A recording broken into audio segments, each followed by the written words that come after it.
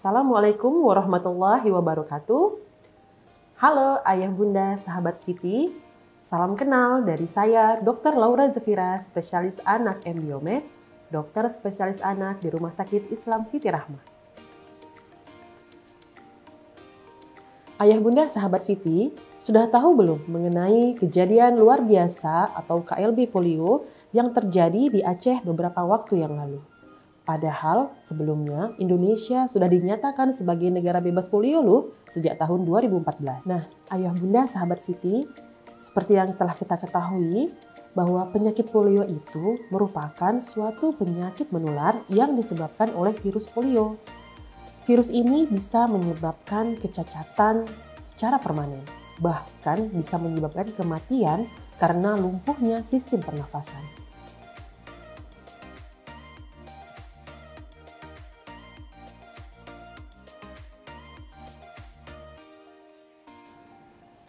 Ayah bunda sahabat Siti, ada 5 hal penting loh yang harus kita ketahui mengenai crash program polio. Ini dia. 1. Apa sih crash program polio? Crash program polio merupakan suatu kegiatan pemberian imunisasi tambahan vaksinasi polio pada anak tanpa memandang status imunisasi ataupun jarak pemberian imunisasi sebelumnya. Kegiatan ini dilaksanakan pada daerah-daerah yang membutuhkan intervensi cepat untuk mencegah penularan penyakit polio. Yang kedua, kenapa dilakukan pemberian crash program polio di daerah kita saat ini? Ada beberapa alasan yang menyebabkan crash program harus dilakukan pada saat ini. Yang pertama, pada saat pandemi COVID terjadi penurunan cakupan imunisasi di beberapa daerah, sehingga terjadi peningkatan kasus-kasus penyakit menular yang dapat dicegah dengan imunisasi. Dan yang kedua, Sumatera Barat merupakan daerah yang berdekatan dengan lokasi kasus terjadinya polio, sehingga dikhawatirkan akan terjadi penularan ke Provinsi Sumatera Barat. Hal inilah yang menyebabkan kenapa Sumatera Barat menjadi daerah yang dilakukan crash program polio pada tahun ini. Informasi penting ketiga adalah apa sih jenis vaksin yang diberikan dan kepada siapa vaksin ini akan diberikan? Pada crash program polio saat ini dilakukan pemberian 2 dosis vaksin pada anak.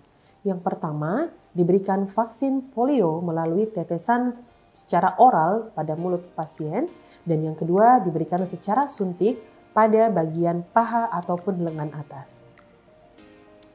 Nah, ayah bunda, program ini diberikan kepada anak usia 0 sampai 59 bulan tanpa memandang status imunisasi sebelumnya, kecuali pada anak tersebut terdapat penyakit yang menyebabkan tidak bisa diberikan imunisasi. Nah, khusus untuk yang suntikan itu diberikan pada anak usia 4 bulan ke atas. Nah, informasi keempat adalah apakah vaksin polio ini menyebabkan efek samping atau kejadian ikutan pasca imunisasi?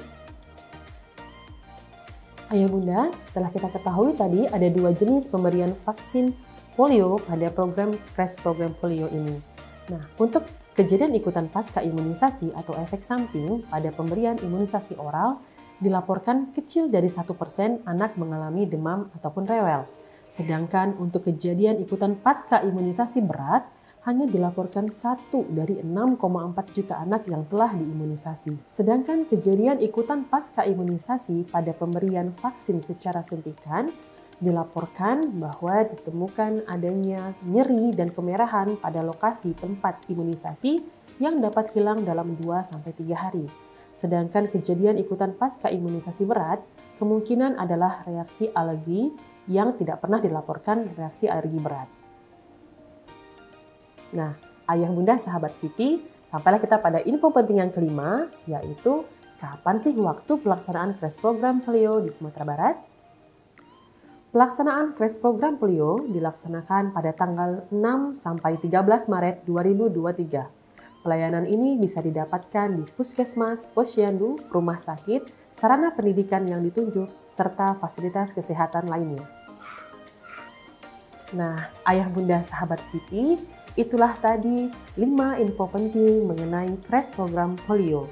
Mari kita dukung pelaksanaan crash program polio dalam rangka mencegah penularan virus polio.